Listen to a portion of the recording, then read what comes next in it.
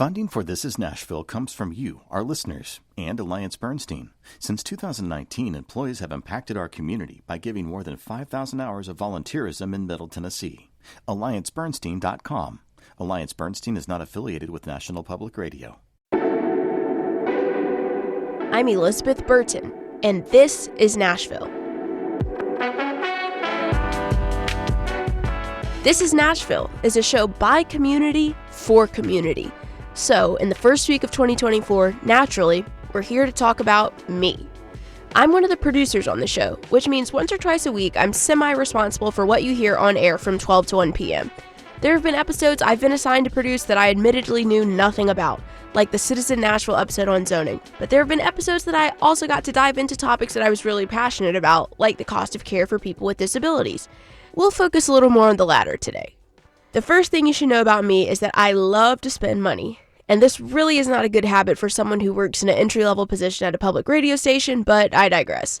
One of my favorite money pit hobbies is knitting. I'm not very good at it, but there's something about holding a scarf or a sweater in your hands that I made. In September, I set out to find out more about our local yarn shops and where they get their yarn. Okay. They discontinued the yarn lines. They did not ask. Oh, they got this Halloween stuff. Oh, the yarn stash. Everyone who knits, crochets, weaves, or spins has one. And the more serious you are about your craft or your hobby, the more it matters to you what kind of yarn you have in your stash. So where do you get the good stuff? Who is this right here? That's Asia. Asia.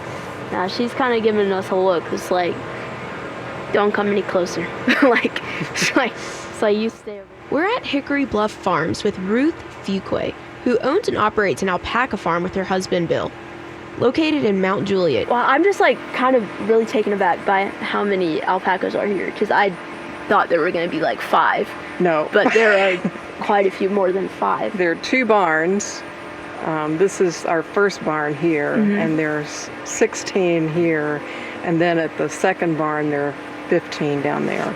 Okay. Let's go alpacas. This little brown guy is trying to say, hey. Who is That's this? Annie. Annie? Yeah. Hey, girl. That's Stella. Hey, Stella. And that's, I have to think, Susie.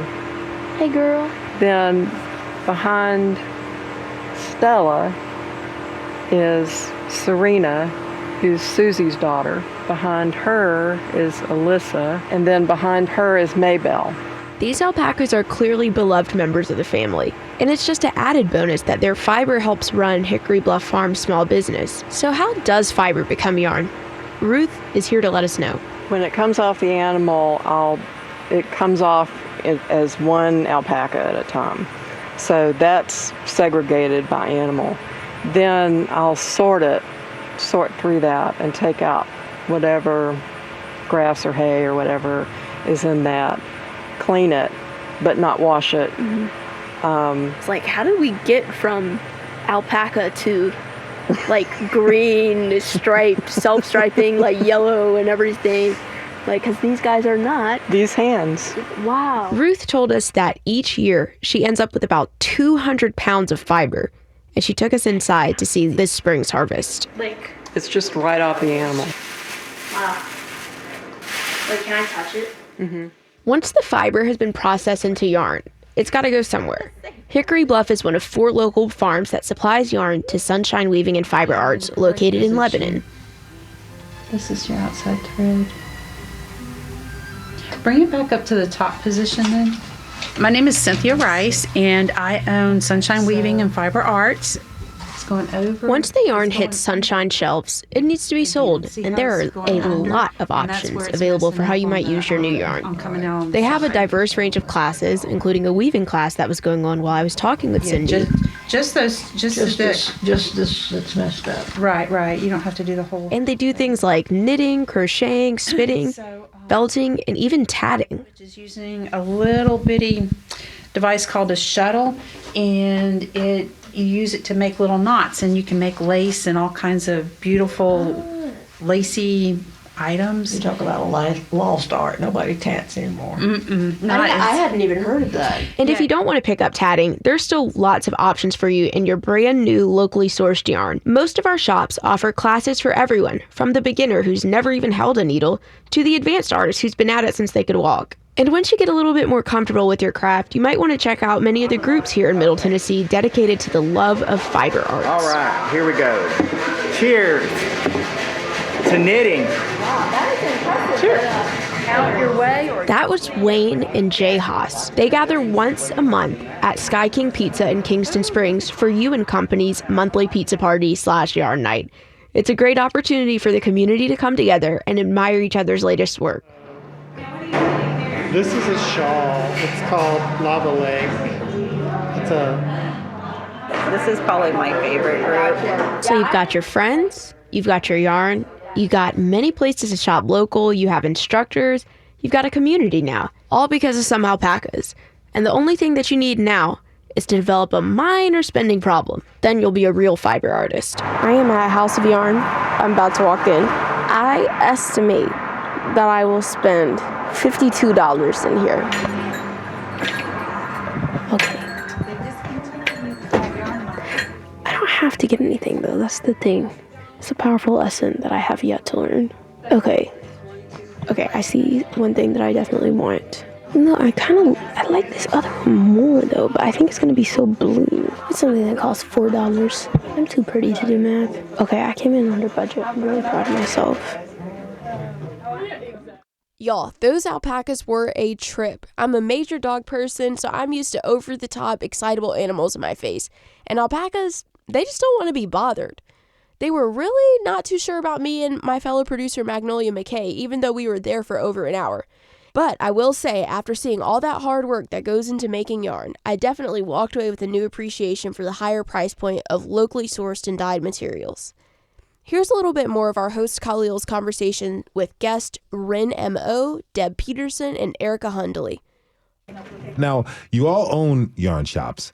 I have to ask you, how much yarn is currently in your inventory at the moment? Deb, I saw your face. How much yarn do you have right now?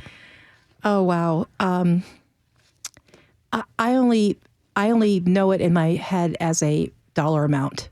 So okay. I could say our shop is 1,450 square feet. And so we have cabinets that are with cubbies that are full, and then we have slat walls so lots of stuff is hanging. And so with the indie dyer community, as big as it is, and carrying a lot of that, we wanted to present it in a way that you could see the entire skein. If you put a skein inside a cubby, all you really see is the end of the skein. And so with the indie dyed things, there can be multiple colors in there.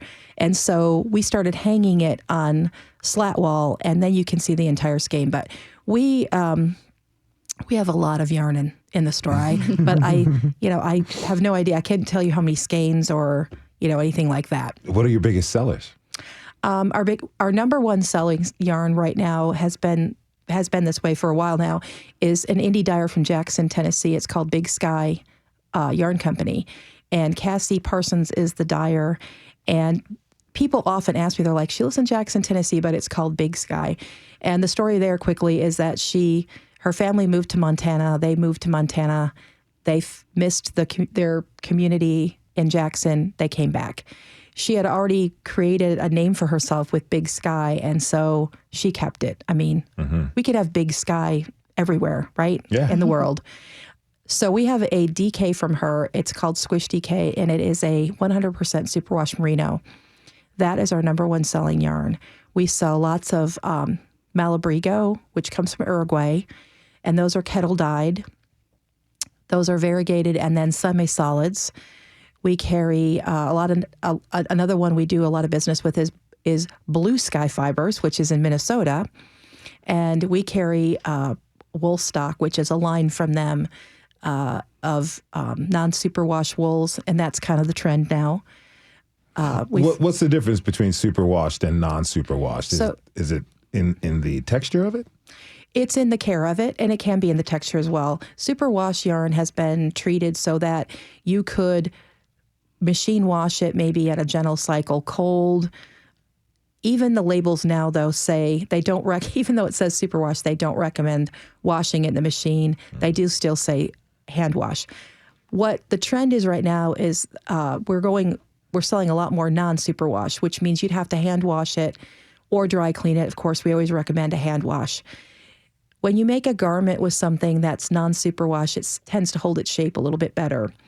Gotcha. Okay. Now, you mentioned something. You mentioned indie dyers. Yes. And Rin, you are a dyer, right? An independent dyer. I am an independent dyer. Okay, so I really hear that it's not easy to do at all. What's your method? How do you get it done? Explain the process for us. Sure. Well, I guess first I'll say that I am a particular kind of indie dyer. I'm a natural dyer, so I only use materials that are extracts or whole plant materials from plants, and sometimes bugs, and a couple of other things. But so I only really know that kind of dyeing. There are a lot of different kinds of ways to dye, and there are a lot of different methods and materials that can be used to dye. But I got started with natural dyeing. And the reason I started with that is because I'm also a gardener, and I have been for a long time. And so when I wanted to try to learn to dye, because I really loved wool and yarn and knitting, and I kind of wanted to make my own colors, it wasn't even really a question. I was like, oh, I'll try this natural dyeing thing. And it was definitely a learning curve. It was very difficult at the beginning to learn how to prepare the yarn, how to, what kind of concentration to use, some of the different preparations and the dyes. And, I learned a lot from books. I learned a lot just by doing it, and I'm still learning now. I've been doing it 4 years now, and I still am learning how to do it. You said something interesting. You mentioned that you use plants for dyes, but also bugs. Yeah. Explain that to us. Is that where you get like that cricket green from? No, it's not cricket green, but there is actually a historical dye. So there's a couple of different bug things that can be used in natural dye that have been used for centuries, thousands of years. Cochineal is one of the ones that's most well known. It's also known just in the world generally as carmine red. I don't know exactly how to pronounce that. I think it's carmine red.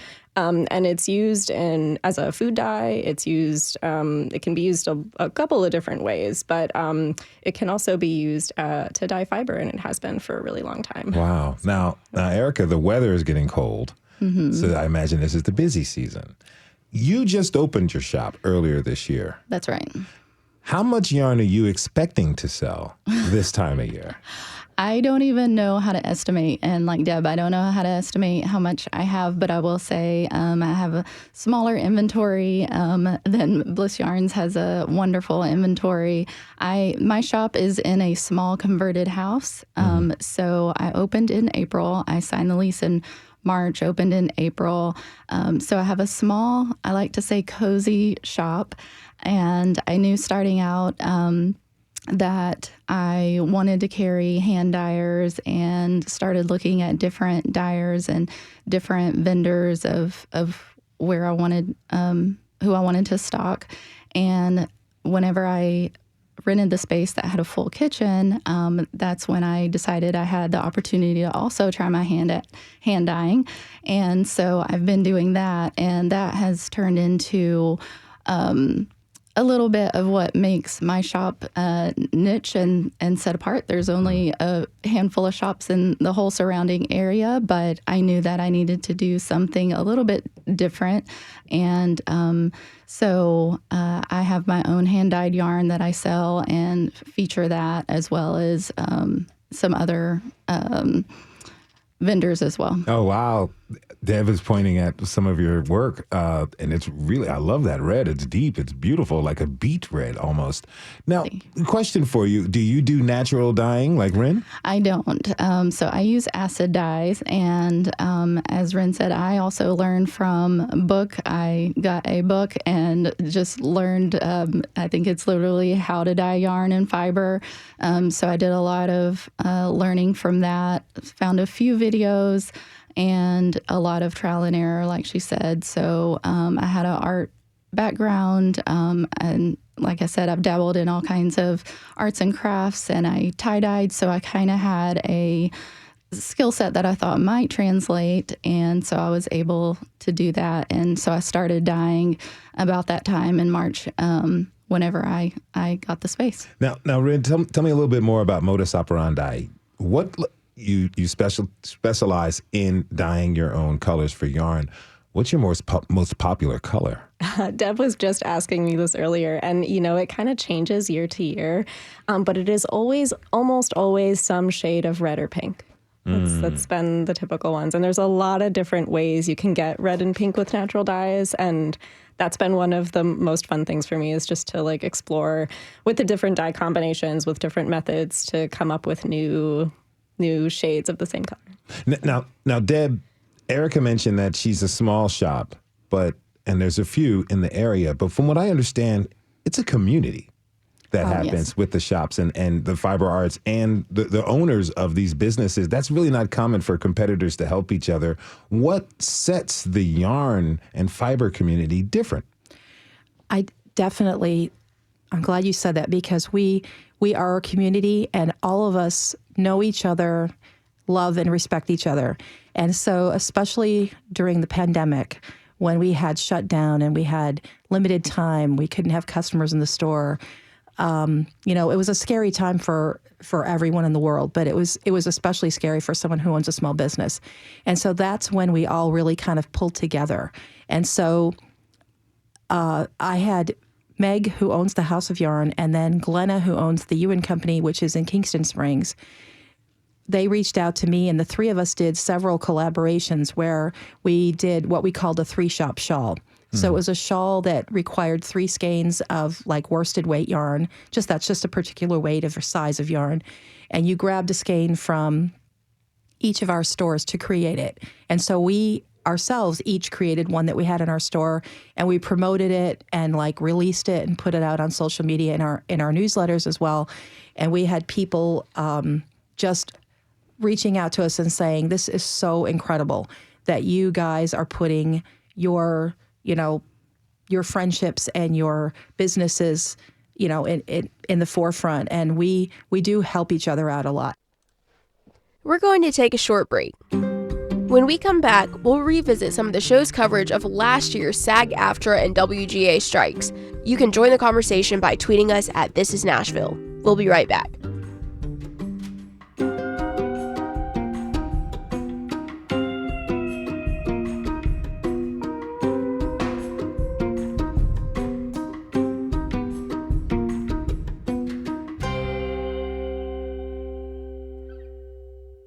Funding for This Is Nashville comes from you, our listeners, and Music City Prep Clinic, Nashville-based provider for PrEP, and offering comprehensive sexual health services in an environment designed to be safe, professional, and shame-free. Learn more at musiccityprep.org.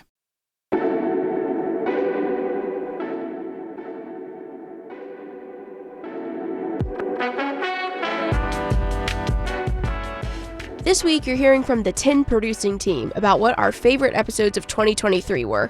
I only joined the team in May, so it feels a little bit silly to be doing a best of, but hey, this was the assignment. Before the break, we listened back to my feature on local yarn and the fiber arts community. Now we'll talk with Carla Cristina Contreras, who is the president of the SAG-AFTRA Nashville Local. We met last August at one of the rallies that they hosted in support of the actors' strike. Here's a little from one of my first conversations with her about her time on the SAG-AFTRA National Negotiating Committee.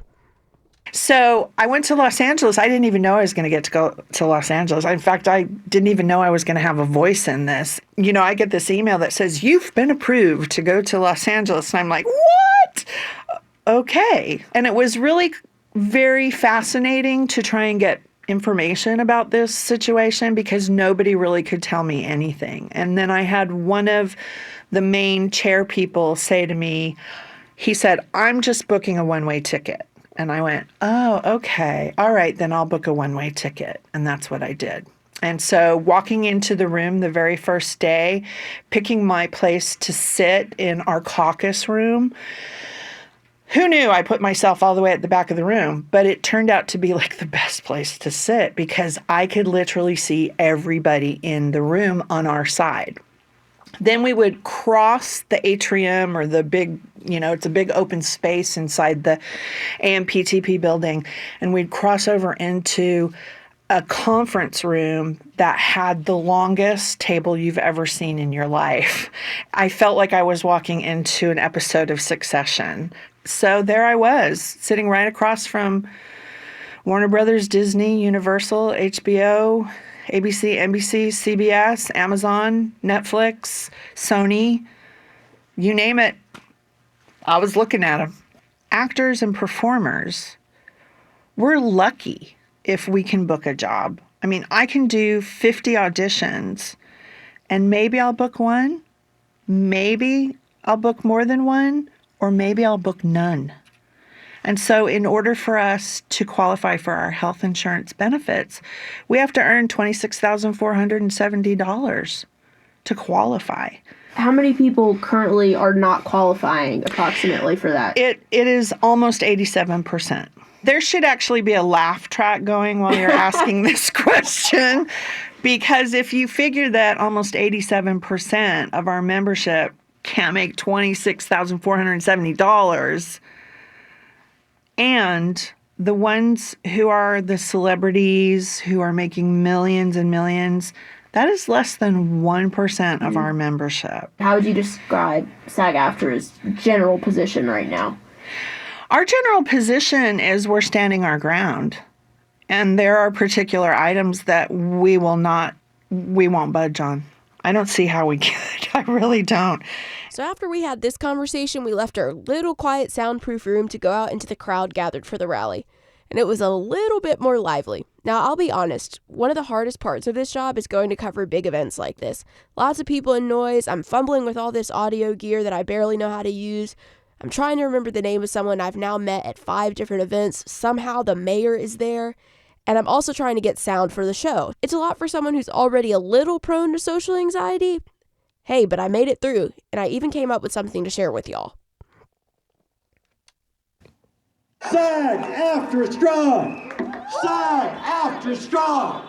SAG-AFTRA! A bunch of actors and musical theater kids chanting in a parking lot is the stuff of nightmares for most people, but not for our local SAG-AFTRA members. It's Tuesday, August 15th, the 106th day of the Writers Guild of America strike, and the 30th day of the Screen Actors Guild strike. About 100 local union members and supporters are standing in the back lot of the Nashville SAG-AFTRA chapter building. The picket signs are just about the only shade we have. Some examples: SAG-AFTRA on strike, living wage, no AI, SAG-AFTRA strong. Even though we're Music City, the actors are here to make their voices heard. Oh man, this is a good crowd. Way to show up. Way to show out, Nashville. That's Mike Montgomery, outgoing president of Nashville's SAG-AFTRA local. SAG-AFTRA. Way to show out AFM. Way to show out IOTC. We got 3 unions here today. Welcome to the SAG-AFTRA Nashville Concert for Solidarity. This is the first time in 60 years that both unions have decided to strike at the same time, and that speaks to how concerned they are about the current state of the industry. Dwight Turner says he hopes that the studios will negotiate. My actor side is here supporting SAG-AFTRA because I feel that it's the right time, it is very important, and I do believe that with the combined WGA and SAG-AFTRA strike, that the studios will eventually have to come back to the table, and they're going to need to make some good decisions. And if they can't make some good decisions, then they need to get some people who can. The Alliance of Motion Picture and Television Producers, or AMPTP for short, has struggled to find common ground with the actors and the writers, but the crowd here is braving the heat to let them know the pressure's on. But it's not just industry people. There are leaders and elected officials here too. And there's a palpable shift in energy when Metro Council member and mayoral candidate Freddie O'Connell arrives. Seeing how much this strike matters to people in Nashville, we know that we have members right here on the ground in Nashville, but we know this resonates across the entire country. We know that when people stand together, they earn fair wages, good wages, and benefits that support working families, which we know. The issues at stake here are pretty serious, like better pay and job security in the face of AI. But there's also laughter and dancing, and it's pretty clear that the people here in Nashville are here to stick this thing out as long as they need to.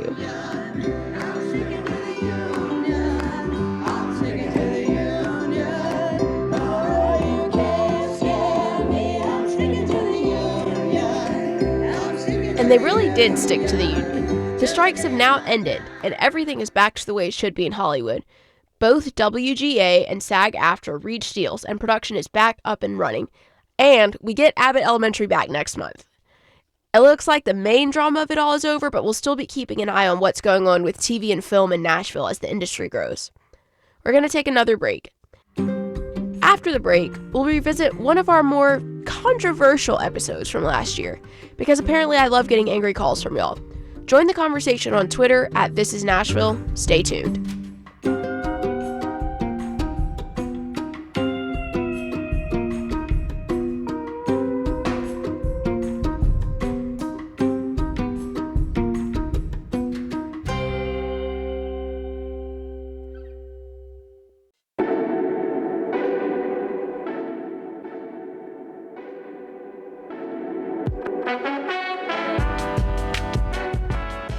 Today we're talking all about me.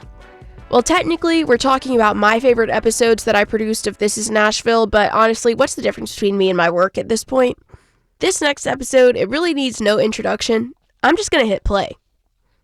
Hold on. Laura, we have a phone call? We're not taking calls we don't have time. We're not taking calls today. No call. I know but the control room is saying this is really, really urgent. Let's patch the call through. Hello, caller. This is Khalil from This Is Nashville. What's your comment? Are you okay? Hey, man. Khalil. Yo. Hey, man, I need your help, man. Is this part of the show? Big fella? I don't know what's going on, man. It's crazy, man. Hold on. Slow down. It's crazy, man. It's slow crazy. down. Yo, big fella. Slow down. What? No. I'm caught up, man. He's breaking up. No, I'm caught. I'm scared. Khalil. No. This is emergency.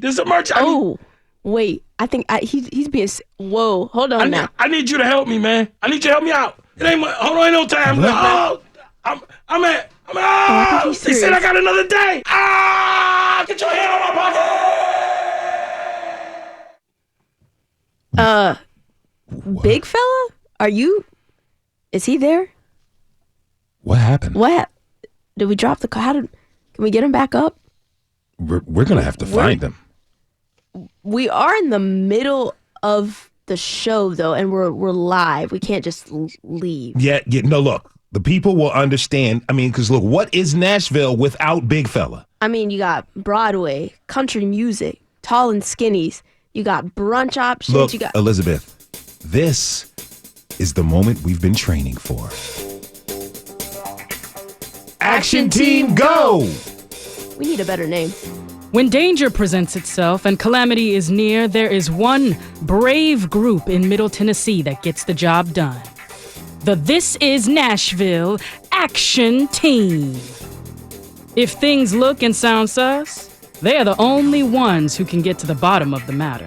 Deep below Nashville Public Radio's headquarters is a secret chamber where the This Is Nashville Action Team trains. Equipped with the latest listener-funded technology, the This Is Nashville Action Team is ready to handle any job. So that was the very beginning of our Halloween episode, and I really encourage you to listen to the rest. We heard from so many people around Nashville, including Judge Sheila Calloway, former Mayor Megan Barry, the unofficial Mayor Big Fella, diversely segregated host Jerome Moore, and so many more.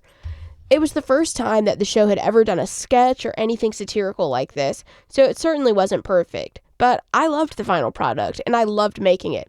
We got a lot of positive feedback from listeners, especially about this little bit.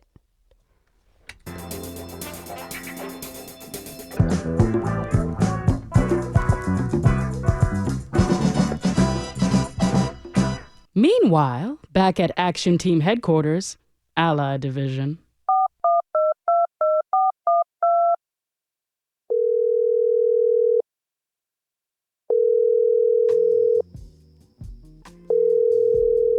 Metro Police Department, North Precinct. How may I help you? Hi, I'm an ally, and I want to report a missing person. What's the name of the person you're looking for? Okay, so his name is Big Fellow. That's Bigfe. Ma'am, excuse me, ma'am? Yes? I need his legal name, not his nickname. Well, I don't have his legal name. As far as I know, his legal name is Big Fellow. Okay, so that's Bigfellow. 2 L's in fella, no apostrophes, as far as I know. Do you have a description of Big Fellow? Yeah, well, so he's big and he's a fellow. I mean, how tall is he? What's his ethnicity? His age? Oh, yeah, right. Okay, so, well, I'm an ally, so he is African American. Okay, well, how old is he? Well, let me restate that. He is a great king with a strong foundation of melanin. Did you know that melanin helps to protect the cells of the epidermis, or outer layer of the skin, from UV light? So he can get all the glorious sunlight he wants. I know this because I'm an ally. Okay, where was he last seen? I'm not sure of that, but as an ally, I'm trusting that you'll spare no resources in searching for our friend, Big Fellow. We can't promise anything, but we'll do our best. Okay, ma'am? I'm sure you will, because you're an ally too, right? Say it with me, okay? Come on, I'm And? Ally. Ally. See? It's not that hard. Now you're an ally too. The feedback for this episode was pretty wide-ranging, so we decided to all sit down and talk about it. We have got Jennifer in North Nashville. Jennifer, welcome to This Is Nashville. How's it going? Thanks, Khalil. How are you? I'm well. How about yourself? We're doing okay. All right. What is your comment? What'd you like to share with us? I've been upset with y'all for a while. Well, the thing about the Halloween episode was that I thought it was amateurish, and I thought that the places that you chose for the scariest places for Black folks, that's horrible. It was racist. It was horrible. That where can you go? Well, let's go to the jail. Well, let's go to the courthouse. That shows no depth of who Black Nashville is. You think all Black people are afraid to go down to the police station, are afraid to go to the jail, are afraid to go to the courthouse? I don't think that's true, and I think that it continues the prejudice and the horror that is perpetrated on Black Nashville. You expect that those are the places that Black people will be afraid. Black people are going to be afraid at places where all people are afraid to be. I just thought it was racist and bad. I understand. And again, thank you for those comments. I will let you know, before we set out to visit one location, we asked about, I myself asked about 15 Black people. How many did you ask, Elizabeth? I asked 15, 20. I asked some white people too. Yeah, and the only common two places that everyone said what Black folks should be afraid of is the jail and the courthouse. And the courthouse. We really appreciate your comments, Jennifer. Hopefully you will continue to keep on listening with us. All right. So that kind of brings up a really good point. We had a lot of different comments about the episode. Emily Seiner, former newsroom director of WPLN, she tweeted, tweeted, quote, I was like, what am I hearing on This Is Nashville? And the answer is either chaos or brilliance, maybe both. We had a critical comment from a woman named Kelly. She lives here in Nashville, and this is a pretty long comment, but I think it's important that I read it all. She says, quote, hey guys, I had to turn off the Halloween episode a few moments ago. I'm pretty appalled. The topic of safety for Black people in Nashville is way too serious and heavy to be addressed with a play skit. It's also not well written or acted. This episode feels about as tone deaf as one can get, which doesn't make sense in the context of what the show has produced previously. This isn't a funny topic. This is coming across as a chance to blithely interview Nashville's leaders and figures about a serious subject. Safety is paramount to human existence. People telling you where they don't feel safe in this city isn't a joke. Jokes made by one of the guests interviewed, quote, just don't give a gift card to Hattie B's, and the host's response, really distasteful. If you want to produce an episode where you bring together the people making and serving hot chicken in Nashville for like an honestly heated discussion about cultural appropriation, do that. Okay, I gotta jump in here. Here's the joke that Carlos made about Hattie B's. We're going to get to the bottom of this. My man, what's happening? Good to see you too. It's Carlos from Cashville. He's the secret source. How's it going, man? Man, I'm doing all right. I'm out here, in East Nashville, East Nasty, as the hipsters like to say, out east, as the locals like to say. Yes, it is out east and East Nasty, all wrapped up in one. Now, I got the crazy tip from you that we're looking for Big Fella. Why are we here at this grocery store? Murder Kroger is what they call it. Why do they call it that? It might have been 2 murders. Who's counting? That's a lot of murders for one grocery store. Now, you're born and raised here, right? Yeah, born and raised, right over there. To you, what is the scariest place in Nashville for black people? The scariest place, I would have to say, driving down Dickinson Road with a taillight out. I think that's probably the scariest place to be in Nashville sometimes. That is a very dangerous. Have you been training to prepare yourself in case the scaries come at you? You got to turn the blinker on, then you got to turn your hazards on, pause a little bit, then you get back in the lane and you keep going. That's why you're the secret source. Well, I'm going to attempt to find Big Fella. I appreciate you, Carlos from Cashville. What should I be aware of as I continue on my quest to find Big Fella? Just keep your eyes peeled. You never know who's watching, you never know who's looking. And I heard these hipsters can be very dangerous. They are. Trust me, they are. Well, Carlos, thank you very much for all this information. I don't know how we can repay you. Maybe we'll send you a gift certificate. That sounds good. Just make sure it's not at Hattie B's. Duly noted. You're allowed to decide if you think our little dig at Hattie B's was funny or not. Honestly, it's not my favorite place to get hot chicken in town, but I know it's important to a lot of people. But anyway, hot chicken brings me to my second point. Kelly said she would like to hear an episode about hot chicken and cultural appropriation. We actually already did that on This Is Nashville over a year ago, and it was produced by WPLN reporter Paige Flager. And it was a really good episode. In case you missed it, Nashville's own Caroline Randall Williams is the host of Hungry for Answers, which premieres today on Discovery Plus. And she joins me now. Caroline, welcome to This Is Nashville. Thank you so much for having me. I'm delighted to be here with you in cyberspace. Oh, it's such a pleasure to have you with us. So, for the series, you set out to answer the question, who gets to cook black food? And the first episode is all about Nashville hot chicken. Let me just start by asking, how do you like your hot chicken? Oh my God. If I have things to do, I like it mild because the mild still got some kick. Mm-hmm. If I'm in it for the evening, I will have the medium. If I'm feeling really adventurous and I have a bourbon, I will have the hot. Okay. I like your bravery right there. So you are a Nashville native. What surprised you as you dove into the history of hot chicken? Well, I think that what surprised me and brought me a lot of insight and keeps me hungry for answers is really the amount of conversations that still need to be had about it. Because I grew up, going to Prince's. My family, we've eaten there as long as I can remember. So the story of where hot chicken comes from, that's not news to me. I had the privilege of growing up Black in Nashville.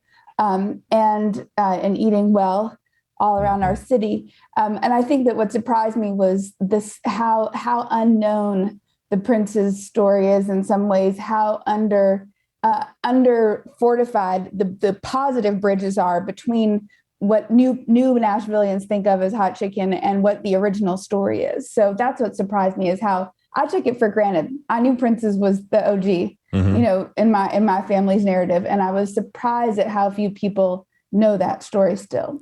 Well, how did you approach telling the story of hot chicken in that first episode? Well, I had I had this amazing team. When you come knocking on people's doors with Viola Davis's name behind you, mm-hmm. people tend to say yes. I like to think of myself as a bridge builder and someone who invites people to tables, to welcome tables, even if the conversations are complicated. So I just ask people to talk with me, and told them that I promised I'd tell the truth, which is what I do. And both of the gentlemen I interviewed in the show that's what I want. I want people to be brave enough to come and have a hard conversation, because it's still going to be a good one, and we're going to honor and respect each other on both sides of it. And I feel like both of those guys came to the table to do that, and I was grateful. And then being able to sit down with Miss Andre and honor her legacy by lifting it up and putting it at the front, that was really powerful for me too. One of the things you ask in the trailer, which we heard just a few moments ago, is who gets to become the ambassador of a dish? So what's the answer to that? Well, so who gets to or who should? I think, who gets to is who has the most traditional forms of capital socially and financially, and who should are the people whose ideas and blood and sweat and tears and story is being told through the food or through the art or through the sound. We have this question in all sorts of elements of Black culture. It's that line between appropriation and appreciation that America really struggles with that dance, I think. Now, I certainly don't expect everyone to have listened to every single episode of This Is Nashville. I definitely haven't. But it raises an interesting question for me. Why was a satirical sketch created by Black people the wrong way to go about talking about anti-Blackness? Why was a sit-down conversation that included white people the right way? Back to Kelly. I'd be so curious to hear about that, but don't make it a joke. She goes on to say, I'm a native to Nashville in my mid-40s. This show had such promise, but it struggles to find a pace, find a groove. For the time being, scripted skits like today's show are not a path forward. And then she ends with that she feels like she's been disappointed. Now, Elizabeth, you reached out to Kelly about her comments on the episode. Can you tell us a little bit about the conversation you've had with her? I did. It reminded me a lot of what we just heard from our caller, Jennifer. So I was responding to Kelly from the This Is Nashville account, so I took a different tone than I would have taken if I had gotten that directly on my account, because, directly representing the show is very different from what I'm able to say just personally out in the world. Mm-hmm. That being said, I basically just have thanked her for her response, and I shared it with the rest of the team, and we were asking her if she wanted to come on the show to talk about it further. The next time I checked our DMs, she had left a really long, thoughtful message about how she had done some reflecting and thought that maybe it was not necessarily her place as a white woman to give this particular set of feedback to specifically me and you, Khalil, since we're both Black. I know y'all can't see us right now, but very much so. We are. That's what I've been told. As well as the many other Black Nashvillians that we included in the piece. And we went back and forth about whether she would like to be on the show.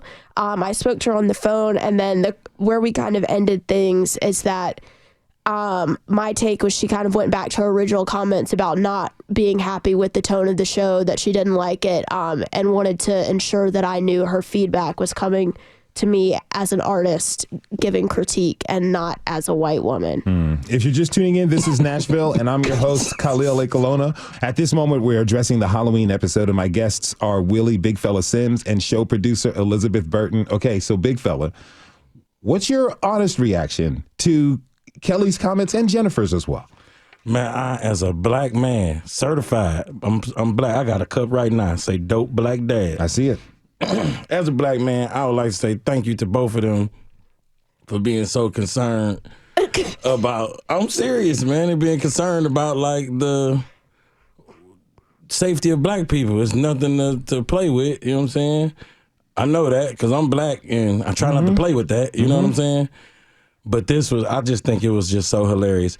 The show, I don't know, you mentioned a comment that somebody told you where they was like, I think about how few times I get to hear Black people talking to each other. Yeah. You know, and it was a like colleague's wife said that. Yeah, it was a Black conversation. It was kind of like what Sharonica was saying. She was like, it was untethered to whiteness. It was experiencing Blackness in all forms. You know what I'm saying? And the Black guy didn't die in this one.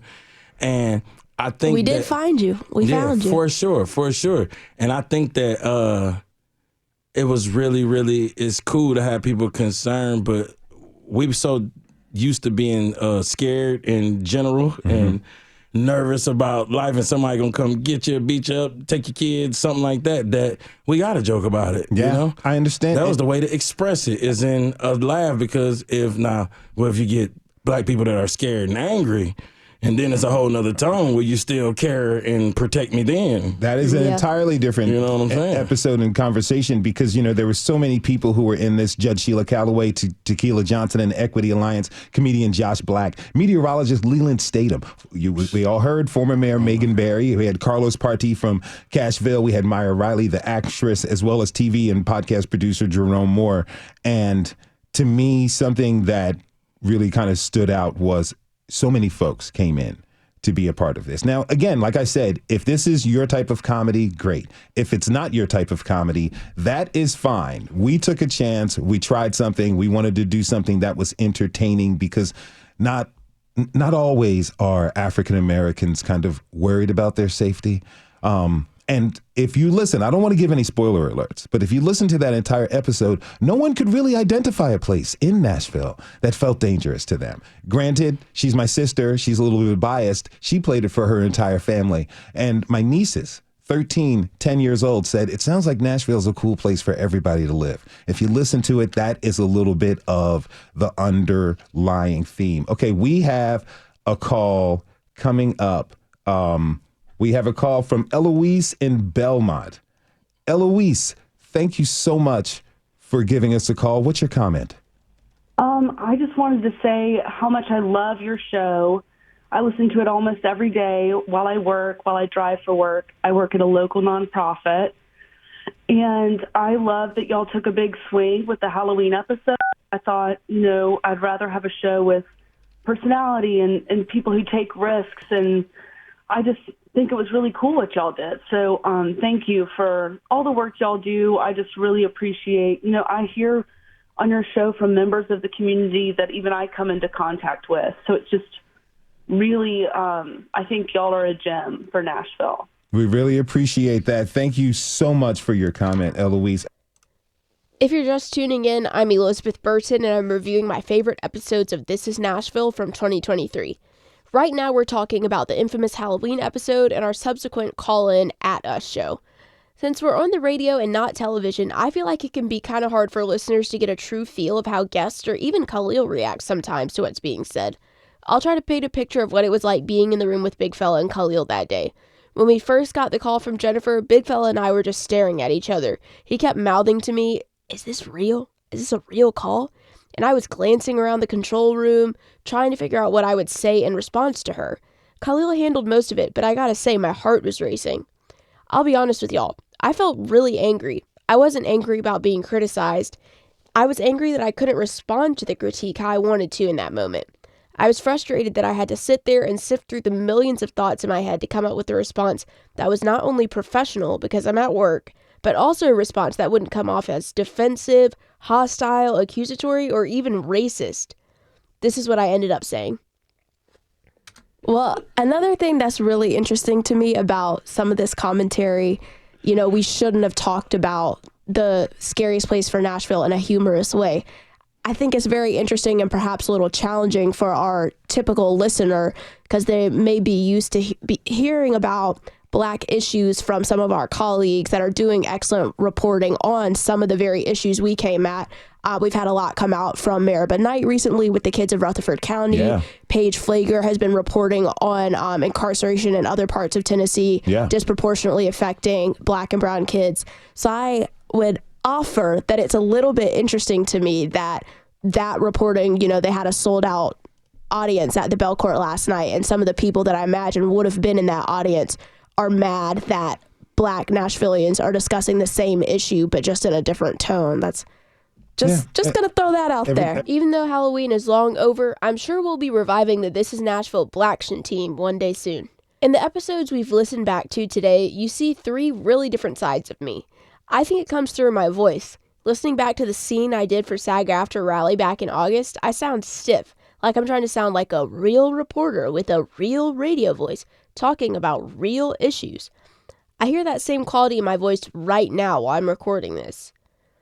I think I sound more like myself in the yarn episode, out with the alpacas and the yarn shop owners.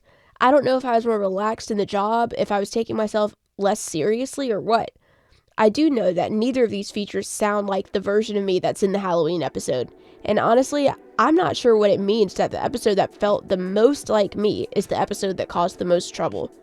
I can assure you, though, there's more where all of that came from in 2024. Thanks for tuning in this hour.